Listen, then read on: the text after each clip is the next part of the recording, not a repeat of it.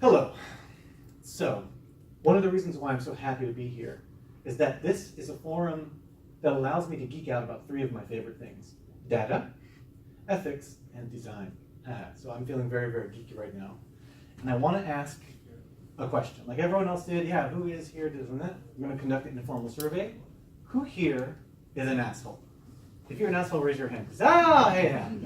You're an asshole. Why are you an asshole? I'm not sure. I just like being an asshole. Oh, okay. And what makes you an asshole? Just taking people's data. You just take their data? Yeah. Yeah? And then I use it. And you use it? Okay, so taking people's data and using it for stuff, that makes us all assholes, actually. Interesting. I have a bit more nuanced idea about that, but anyone else? You an asshole too? Yeah, a little bit. Oh, hey! Yeah, I didn't recognize you from behind. Yeah, You look different. Yes, Yeah. hi. So, asshole, how's it going? Good. What makes you an asshole? We use psychology to change people's behavior to use applications.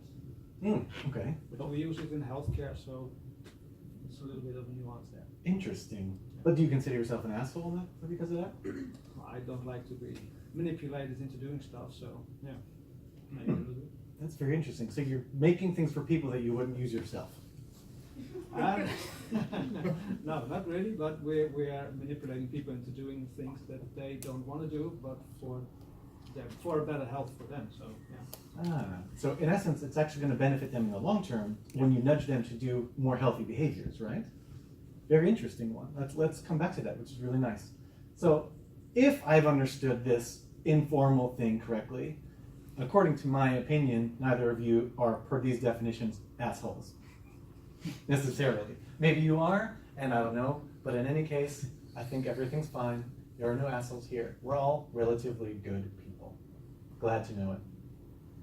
But I would like to ask if anyone has an idea of someone who is an asshole in their head. Someone who's just a fucking horrible person, just a real shitbag human being. Good. Trump! I love you. Why is Trump an asshole? Because he thinks that people from other countries are coming to their country just to take their work and jobs and everything. Yeah. Any other reasons? Yeah, I agree. Yes. Yeah?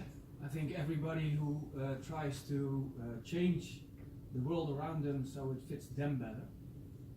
I agree with that. I agree with that very much, actually. Yes. So the reason why I'm asking all that stuff is because, or why it's important for us here, being the people that we are, is that we are actually, all of us, you, all of us have superpowers. We're superheroes in a way. Or we have superpowers, let's say it like that. I don't want to go as far as to call us heroes yet. Maybe we'll get there. But the thing is, when we think about using superpowers, the problem with that is, and here's something from the Wonder Woman movie, there's like a sniper here, right? And there's like one dude that they need to kill because they're in a battle. But she jumps up and like destroys the whole roof of this church to like kill this one guy. She uses her superpowers in a very badass and very cool looking way, but the village is left afterwards with a church with no roof just to kill one guy. Like she could have done this in a much more, like a less harmful way, in my opinion, less destructive way. And so using this kind of train of thought, I want us to remember three things. If you don't remember anything out of this whole presentation, I would just like to think about these three things. You're much more powerful than you think you are. Because the stuff that you make, or the stuff that we all make, is very intimately entwined with the lives of the people that we're making them for. And to follow also what you just said, heroes empower people, and villains exploit them. I think that's also what you were mentioning about Trump. It's exploitative. There's an exploitative thing in there, which we'll go into a little bit more deeply in a second. But I'm also not going to be here telling you what you should do, what you shouldn't do. I'm not preaching. I don't know, who am I? I'm no expert. I'm on a journey thinking about this stuff myself. So what I'm going to share with you is kind of a tool that helped me understand what my North Star is, what's the future I want to create and how do I get there, and then share that with you in such a way that maybe you can use that tool or a similar tool to figure out, do you want to be a hero or do you want to be a villain? It's up to you. But you have superpowers in any case. Any questions so far? Awesome. So, my name is Brian Pagan. Hello. I've been in human experience design already for about 16 years. Actually, I used it to pay, I was like web designing to pay for school. I worked for different agencies and stuff, and I actually worked at Philips for a while. And I studied UZ program with some of the people here. And Panos, I don't know where you are, but hey, Panos, thank you very much. One love. And last year, I actually left Philips to start the Greatness Studio, which is my own one-man ethical design consultancy. And I offer coaching to individual designers. I also give workshops to different design teams and teams in general. And I offer consultancy services, so ethical design for hire. That's my thing. But another thing is, I am also an actor, and I've been acting for 5 years now. And the lovely thing about acting and theater and design is that there's lots and lots of overlap. At the core is empathy, right? But that's a different talk for a different day. And another reason why I was really happy to be invited here in data, a thing about data, is my background in psychology, just like yours. And so I love to geek out about like statistics and data analysis and behavioral science like you're talking about. And I'm really happy to be here. But if you're keen, you're noticing that there's something here that's not here. Exactly. The reason why I don't have a mustache is because I'm actually acting in a play this October in Amsterdam, the first weekend of October. And the play is all about surveillance capitalism and surveillance culture, organizational culture, just taken way too far. What happens when it just goes all wrong? But it's comedy. So, yes, you're all invited to come watch. Computer-drama.com, you can buy tickets now. So that's my shameless plug. Sorry about that, you guys, on the toilet. So, heroes and villains. We all have different definitions. There are lots of also different definitions within the field of ethics, ethical thinkers. There's so many different people to choose from, perspectives to think about, and that's just way too complicated for me. So I'm gonna try to make things easy for you, Chidi. Sorry about that, man. I like to keep things simple, and I like to think of things in terms of dichotomies with a spectrum in between. So if we think about the fact that heroes empower people and villains exploit them, then if we want to measure the heroism or the villainy of any particular action or any particular person, we can plot that along a spectrum, some kind of line, in my opinion. It's not very straightforward to do that, of course, but thinking about it in terms of that, if we want to think about the fact that what makes something heroic or what makes something villainous is about the choices that we make, then I would say as a human being, the character that you have, your character is determined by the choices that you make over time. And the choices that you make over time are determined by the biases that you have, which I'm really glad that you guys talked about biases today. Oh, where's you? You've left. Oh, hey. I'm glad you guys talked about biases today because I think it's really important. In talking about that here, heroes bias towards compassion. They try to help everybody. And villains are trying to help themselves. Like you're talking about. They want to change the world around them so that it benefits them and nobody else. They don't care about anybody else. And so it's this bias that I don't think we can ever get rid of bias. We're human beings. We're messy, psychological people. We have biases that make us eat donuts instead of carrots when we know we should be losing weight because we're diabetic, for example. But we can manage this bias. And this is what I want to talk about now. So, why is this important for data science? Well, I see 4 major areas in which data science and our products and stuff are influencing people in their lives. We're touching their lives in 4 very broad categories of ways. One way is in human rights. So one story about how this, I'm just going to tell these stories. I'm not going to say it's going wrong or going right, but you can make the decision for yourself. There are algorithms that are being used in the judicial system of the United States to determine whether a criminal, like what kind of sentencing a criminal should have, to determine whether that person is going to commit a crime again or not. And these algorithms are based on biased data sets so that these algorithms, as they create their conclusions and they put out their assumptions, are highly biased against specifically black people. One story, think of it like you want to. Another one is safety. If you've ever seen one of these, you filled out a reCAPTCHA before. Actually, the problem with these is you are helping to train military attack drones for the United States military. Congratulations. You are now part of the military-industrial complex. Just kidding. But so the whole thing about this is the AI that is being partially trained by the reCAPTCHA when we identify cars in a picture is being used to train machine learning algorithms that Google is selling to the Pentagon to use for semi or completely autonomous drone systems, for attack drones that are used in whatever combat theater the United States decides to send them to. Did I answer that? Okay. Actually, well, okay. No worries. So, speaking of cameras and taking pictures, in our lovely city of Eindhoven, Stratums Eind, in our city, is the most surveilled part of the entire Netherlands, at least in public. Maybe there's some stuff, buildings inside, but there are different cities like Eindhoven, Utrecht, I think Nijmegen is another one, where private companies own the data. Actually, they probably own the cameras and stuff too that are being there, and they take the facial recognition data, they take all these things, and they're running their machine learning algorithms on them, and they then sell that forward to the government. And it's not necessarily a bad thing, but what can be worrisome for our privacy is that because these companies are not governmental agencies, they're just private companies. So we citizens are being filmed and our information and our data is being used, or are being used, but we have no influence on how it's being used and what it's being used for, and we can't have access to it either. And finally, experience. It is actually very important. And one thing that happened to Facebook back in 2014 is that there was, I don't know if you guys remember this year in review feature, but at the end of the year, Facebook puts together a little video of things that happened on your timeline and things that you did on Facebook itself.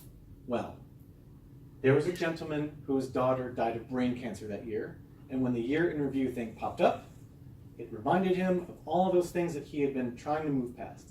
And it was a huge psychological burden on him because someone decided to put a nice little feature.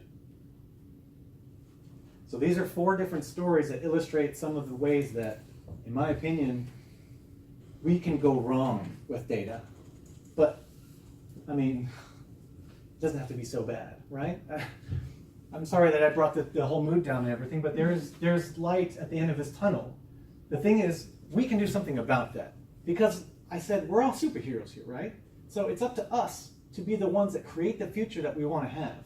If we value privacy, if we value safety, if we value the experience, and if we value people's human rights, we can put those things into action and do things in a good way. Because I don't think that those things are necessarily, those 4 stories that I just told now, come from terrible people. I think maybe there might be 1 or 2 horrible, shitty, like exploitative people in the chain, but most of the people that work at Facebook or at Gemeente Eindhoven or those companies that are selling our stuff to the gemeente or whatever, they don't have bad intent, but they might be doing something that's villainous or exploitative by accident, just because they don't know. And because there are no assholes in here, none of us are up here, right? And if you are here, you probably lied, so I'm trying to find you. Is it you? But the whole point of this is, let's think about our intention. What I want us to do today, my success metric for today is just that I've helped maybe at least one person, or hopefully all of you, to at least think about your intention with your work, your intention with your life. Just think about it a little bit. What is it that you want to have happen in the future? What's the future that you want to create? Well, there are lots of wonderful ways that we can actually help stop or at least become aware of some of those problems that can happen in those 4 stories. Microsoft actually came out with a really, really beautiful primer on bias in AI. It's, they talk about these different types of bias, and they explain them with childhood examples, and it's really, really nice. And it talks about how this can happen in a data set and what you can do about it, and it's a very wonderful Medium article. And I'll be linking to a webpage later where all these references are. So if you like something here, you can also find it online as well. But another way, and this is something you guys were talking about with gathering data sets, and I think Tom mentioned something about gathering data from different places, and that the fact that your clients don't let you keep the data, so you don't know how to use it to train your algorithm and stuff. Yep. Well, Google is doing this thing called federated learning, where, and I think Apple does this with Siri as well. Like, they don't collect the data from your phone. They let the algorithm learn on your phone, and the only thing that gets shared from your phone to the centralized server is the update. So whenever it learns something new, it just tells what it learned. It doesn't share any of the data, which is really cool. Another nice thing is how Apple is actually figuring out the emojis, like which emojis are the most popular. It's a similar thing, but it's called differential privacy, where what they do is they gather all the data, and then they add a little bit of noise to it, so that the patterns that they want to learn are still in there, but it's nearly impossible for them, if not totally impossible, to trace it back to an individual person. So while they might be gathering data about me through my iPhone or whatever, they still can't see who I am, because they're adding this noise to sort of diffuse the data in such a way that it's anonymized, which I really like. So there are actual ways, of course, that we can do this, and there are even these really creative solutions that we can actually gather data about people, learn about them, and understand what we, how to kill bias and stuff. Well, not kill it. It's always going to be there, but reduce it, like you said. Yes, very nice. Yeah, so here are some other examples of initiatives and people that are doing wonderful things and trying to get movements together to do it like we're kind of like what we're doing here, just talking about this and discussing. IEEE, the standards organization, is now working on a document as we speak called Ethically Aligned Design, which actually, if you go to their website, you can register as a person who gets to look at their document and put comments, and actually all of us here could have our influence on that. It's really cool, and it goes into autonomous systems and all kinds of different things. It's very, very nice. This summit is actually something I attended earlier this year in Egypt. It was their first vested summit. Very cool. Yeah, Tom is shaking his head or nodding because he knows what I'm talking about. This was a gathering of different startups who were, especially in blockchain, but in other areas as well, and together with conscious investors to try to get these people, it's sort of like a Shark Week kind of thing, with some talks and everything to figure out how we can use tech to make the world a better place in a more empowering way rather than exploitative. And a similar movement is going on in Silicon Valley already by Zebras Unite.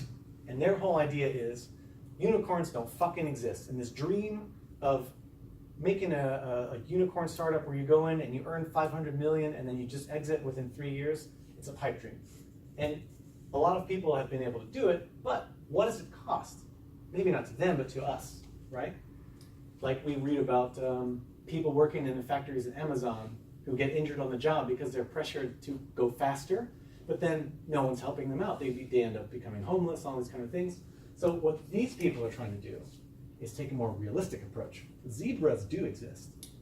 So they have the ideals of the unicorn and the zebra next to each other.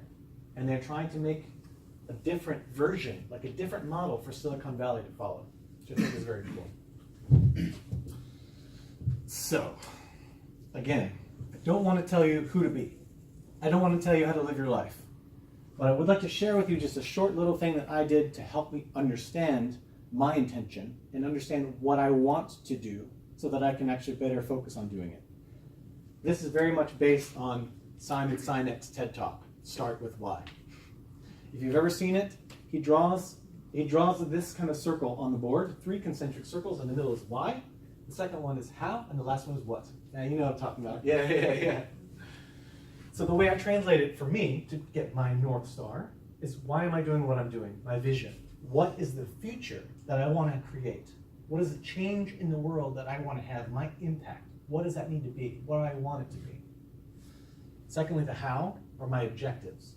What are the steps, or what are the things that I can accomplish that bring me closer from the present to my desired future? And the what are the habits that help propel me forward as I move from here to there to accomplish the objectives, to eventually make my vision a reality. Or not, maybe I die before that, but it doesn't matter. First of all, are there any questions on this before I move on? Or anything else? Great. At Vested Summit, I actually met together with a guy named Mark Nelson from Stanford Peace Innovation Lab. And there, I should have put them on the other slide. It's a huge oversight on my part. Sorry, you guys at home, or whatever you're doing over there. And we actually had a bunch of wine and smoked a bunch of hookah, and my wife was there, and we were all talking together, and we got into this huge conversation after dinner about ethical design and how do you do it. And we started creating this Google Doc, and this is basically a very simplified version of the ethical design checklist that we came up with sort of that night, together with a whole bunch of other people who had been contributing to it online. And actually, if you want to go to the Google Doc yourself, anyone with this link, with the actual link itself, can go there. You can comment if you want. You can put whatever you become a contributor, kind of like the IEEE thing, but on a smaller scale, maybe. There's a QR code for you if you want to do that. But it's not very complicated. All it's about is identifying who is affected by the decision that I'm about to make when I'm going to have some kind of design thing. Who is it going to affect? What are their cost benefits from this decision? Is there anything that's going to be really bad, or is there something that's going to be really great, or is there anyone who has higher cost than they do benefit? Is there someone who's losing more than they're gaining? And is what I'm gaining worth the cost to someone else or not? And then we make a decision, designed to empower. This is why I call it the ethical design checklist.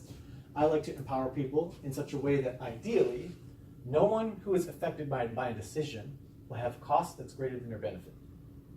Maybe this is very simplistic as well. It's also very much in its child's shoes. And I just think this is something very simple for me to kind of help me with my decision making. But lastly, whatever assumptions that I've made in the first couple steps, or even in the decision step, we have to test our assumptions as well. We got to test it. We got to figure it out. All the UX researchers in here are going to be like, yes, test, test, test. Always be testing. Always be testing. And one thing I think is also quite important is to share our insights. Maybe not always in a forum like this where we get to give talks and all that stuff like that, but even if you're working inside a company on a project that has something to do with corporate secrets or strategy, you can still share your insights within the company itself. Not only so that you save other people the time and energy of going through the same process that you did, but maybe there's something that you learned or some kind of stakeholder that you uncovered that would be important for someone else who might have an effect on that same stakeholder as well. So this is my sort of minified short version of our Google Design ethical design checklist on the Google Doc. And like I said, 3 things to remember. You're more powerful than you think. Heroes exploit.